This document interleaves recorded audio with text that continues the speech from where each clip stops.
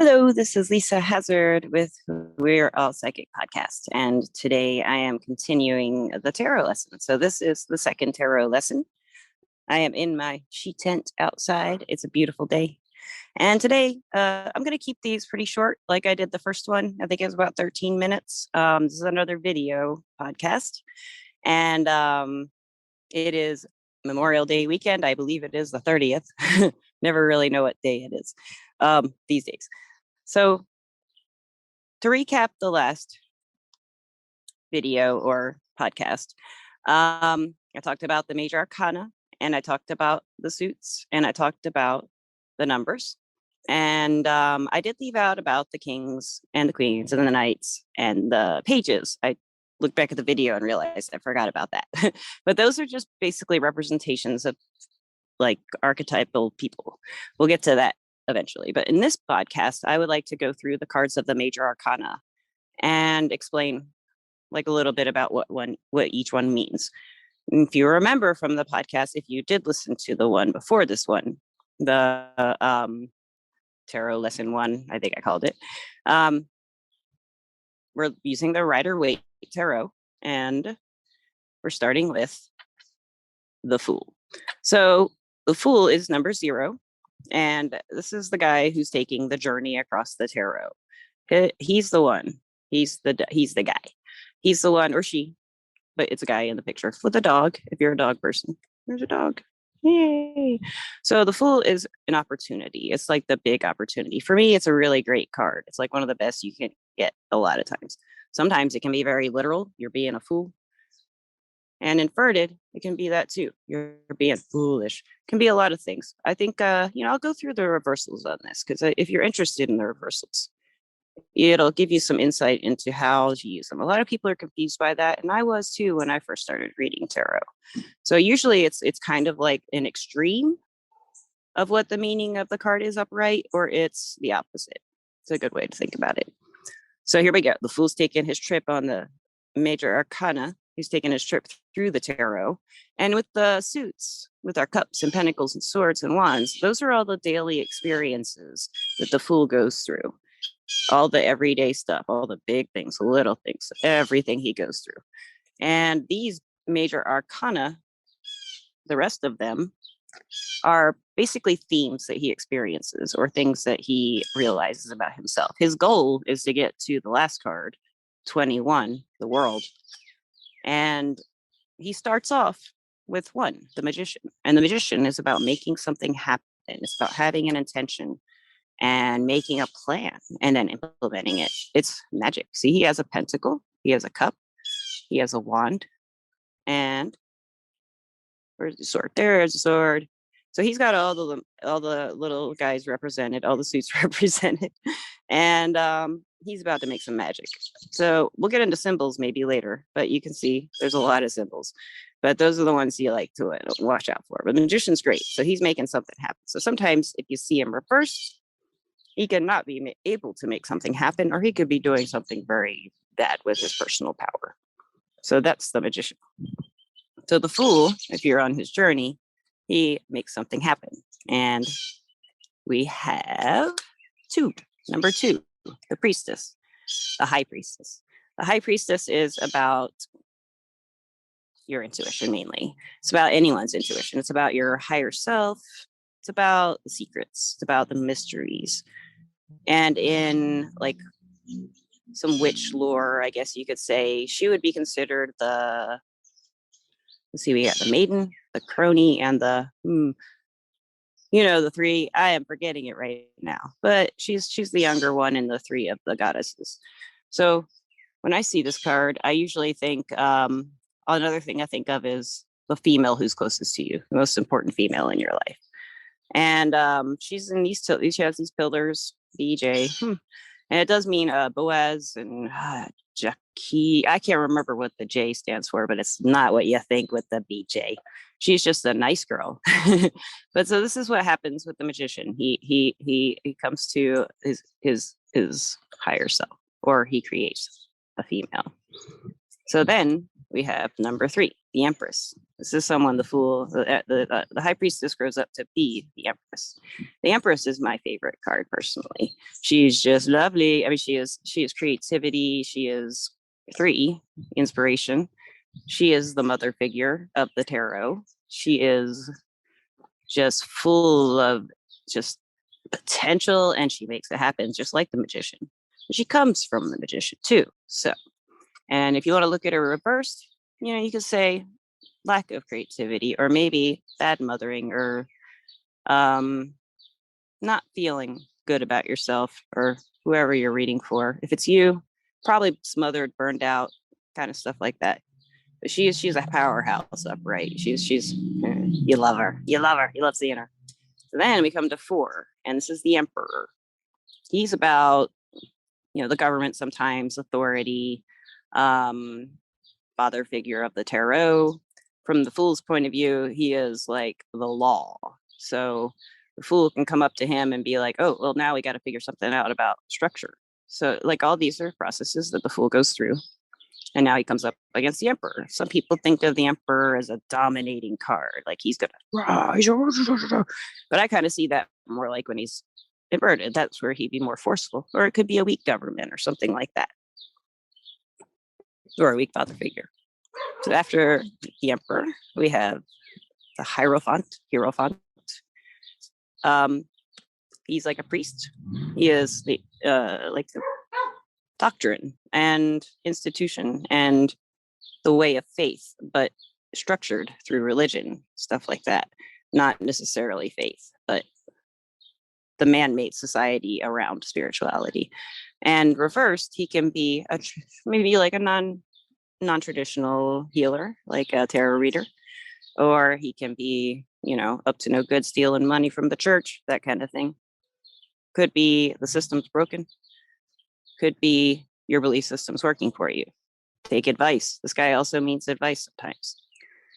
And then we have the Lovers, number 6. So the Lovers is about unity. So here's the Fool. He marries someone, maybe, or she marries someone, or they fall in love.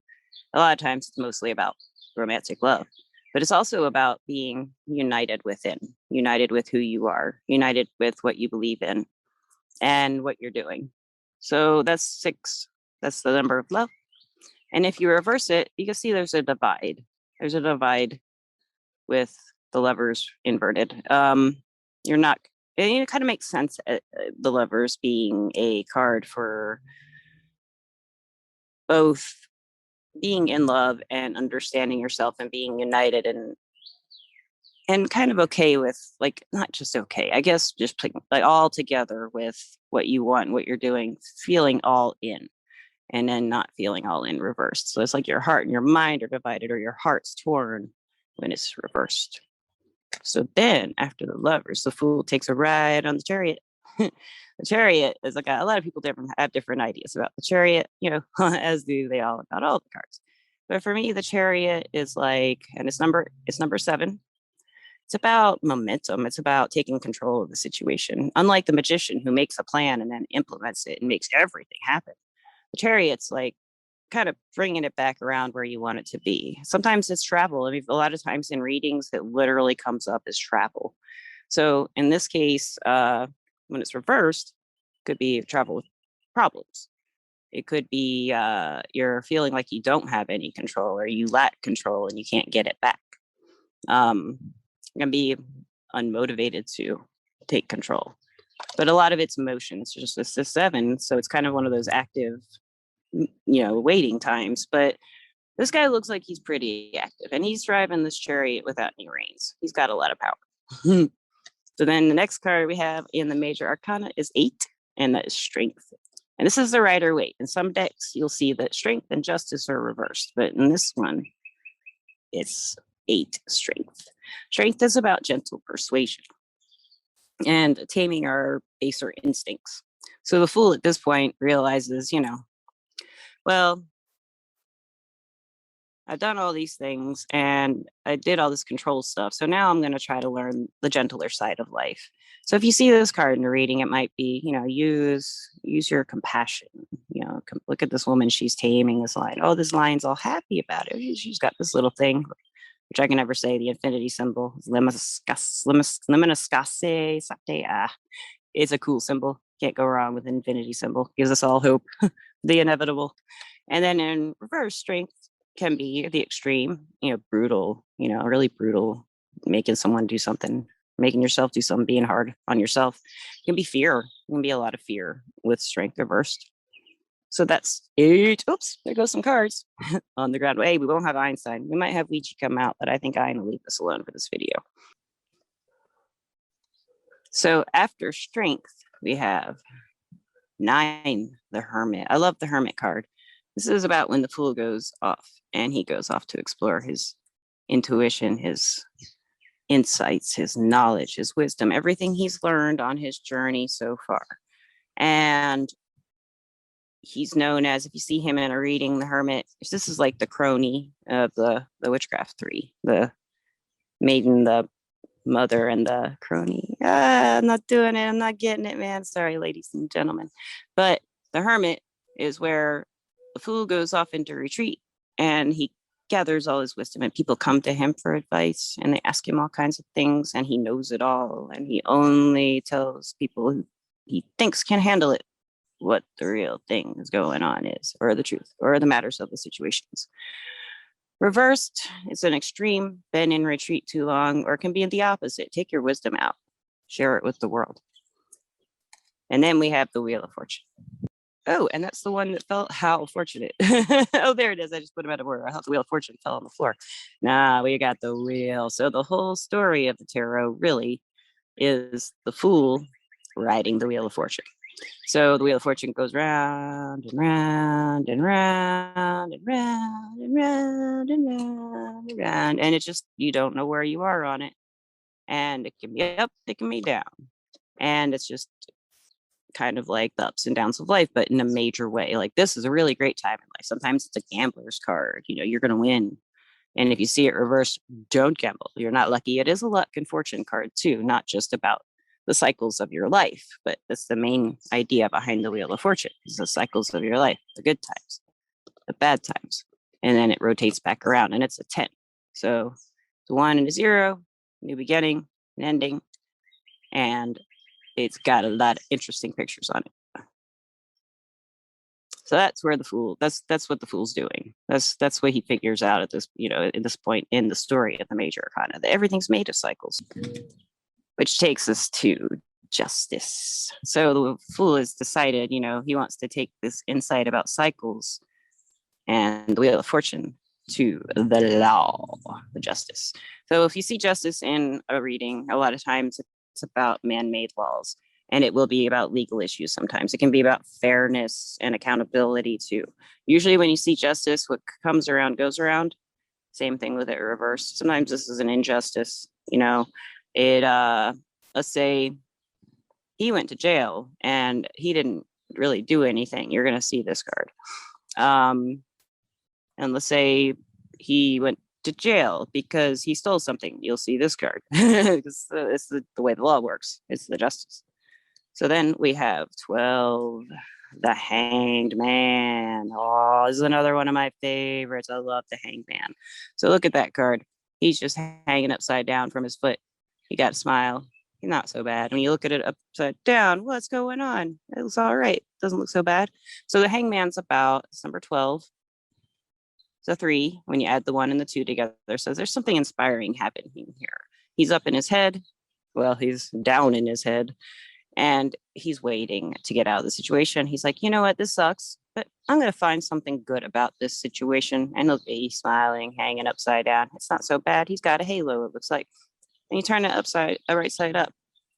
So this card's a lot about getting perspective. And here he's getting perspective from somewhere else, maybe. So that's kind of how I see this card. Waiting, getting your own perspective. And here, waiting, finding someone else's perspective. A lot of people see this card as a sacrifice card. So then after the Hanged Man and he gets his new perspective, we have 13, death. Oh, terrify everybody, death card. It's really not that scary. Death is about change. And if you are afraid of change, then it's a scary card. And kind of interesting because, you know, I talked in the other video how fives are usually the big number of change. In this case, it's 13, and 1 + 3 is 4. So it's a card of service, something you have to do, something that needs to happen, change. This is like not wanting to change, not changing something that needs to change, or undying. Like, it could be like in a reading, like undying love can be positive that way. It can also be the dead interfering or helping, interfering or helping, however you may see it. So the spirits are associated with this card. Next, we have 14, Temperance. This is a card that has a lot of different meanings. A lot of people think it's like combining, creating, and this is a 5 card. 1 + 4 is 5. This is really changing something. So you're getting yourself some balance. You're getting yourself some things put together, make them the way you want them to. You got your toe dipping in the water.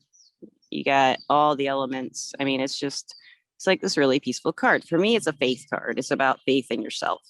And reversed is like some self-doubts and doubts in other people. Imbalances usually cause doubts, and balance usually causes faith.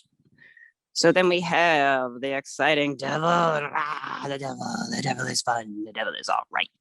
The devil is temptations, restrictions. And usually you'll see this associated with like, I can't get away from him. Why? Because you're addicted to him. It's an addiction card a lot of the times. It's also, you need to have some fun cards sometimes. So, you know, you have to see the other cards around the devil to really figure out what it might be indicating for the actual reading, which of course, as I progress, I will make videos about how to do spreads and how to read, like for yourself. Right now, I'm just going through the cards. So if you want to learn them, maybe it'll help you out. And then reversed, it's like, you know, you stay away from the bad. There are, you decide, or the fool, the fool decides not to go down the road of temptation and debauchery. Sometimes he needs to. And then in the traditional story, you know, he does give in to the temptation of the devil, and boom, this is the tower. This is 16. A lot of people don't like seeing the tower because it's scary to some people. Look at that. It's pretty terrifying. And this big building, it's like got a gold dome, and somehow it blew up, and there's people falling out. And they don't look too happy about it, like the Hanged Man looked happy. So this is a card of like suddenly something out of nowhere happens, boom, and it changes everything. But it's not like the death cards, like you change something in the death card usually, or something changes that you get no power over. This is like some kind of like no power over it, but it's out of nowhere. It's something you don't expect. It's like a car wreck, you know, stuff like that.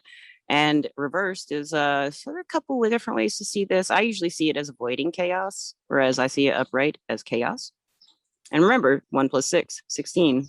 The 7 cards, teaching, learning, spirituality. This is where you really learn something with the tower. Reversed, it can be ongoing struggles too. So you can see it both ways. And then after the devil, we have the star. Who doesn't love the star? This is a lot of hope, lots of hope. I mean, look at that. After the tower, you gotta find something. So you find some hope.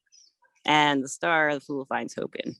It's about optimism, and sometimes it's about astrology or being a star in the public eye. It can be those things, and here is like it's not exactly hopeless, but it's like a lack of hope and some fears and anxieties when it's reversed.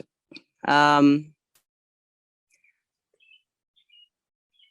star is a really important card, I think. It's like 17, so if you can get some hope, you add 1 + 7, you get 8. You take control of your life with just hope. And next, the fool encounters the moon. This is card 18. So the moon's got these dogs in the moon. If you remember, the fool had a dog. Yeah, so yeah, he's got 2. It's kind of a card about your subconscious self and what's going on in there. And nighttime, it can mean literally nighttime. A lot of the time when you're doing cards, you'll find they like to be very sarcastically and sassy and funny. Just yes, literally, it's nighttime right now when you're asking you stuff like that.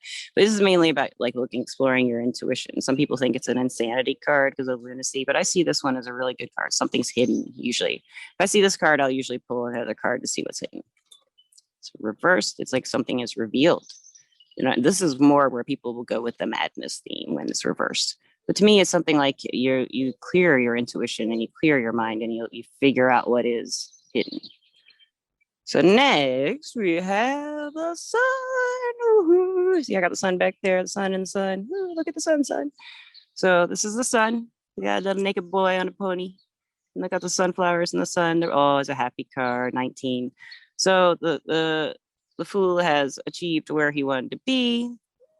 And he did it through exploring his intuition and the mysteries in the moon, figuring himself out with his hope. And he has good times with the sun. The sun's good times. Sometimes it's literally daytime too. And reversed, it can be the same thing. Most people see it the same way. Sometimes when I see this card reversed, I'll pull another card and I'll be asking, what are you shedding light on? It looks like it's wanting to shed light on something and pull another card. And this is 19. So when you add them together, it's a completion card. It's a 10, 1-0, a beginning too. And then after the sun, we have judgment. If I can get it. Judgment is 20. That's a terrifying card, but it's not that bad. It's got an angel. Angels are okay. 20 is a hard number in numerology, 20/2. Read about that sometime. So judgment's about like, I usually see it as a legal card sometimes, or someone's having good judgment or not having good judgment, when they're making a big action.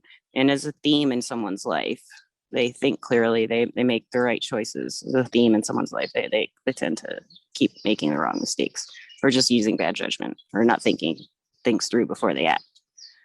But in the story of the tarot, he's going to the place where you go after the sun. And finally, he does pass the final judgment and he ends up with the world, which is 21. And 2 + 1 is 3. And that's a card of inspiration and change. And I love 3. And the world is supposed to be this really happy card. It's like everything works out. It's just how you want it. It's everything you wanted it to be. And I kind of think it's the end. I think it's a little sad of a card. I've talked about that before. And in reversed, sometimes it's like, if you want to see it literally, it's like till the end of the world, or the world is ending. Or it can be, you won't let go of something that needs to end, or you need to end it and you just haven't yet, something like that. So those are the major arcana for rundown. And I hope you liked the video. And I want to thank my sponsor, Everclear. You guys are awesome. Hope you enjoyed it. And I'm going to do some more with the suits, hopefully, maybe today. Who knows? Have a great afternoon, listeners. I appreciate you so much. And I will put a link to this in the podcast if this video works out. Let's hope it does. Thank you so much. Have a great day.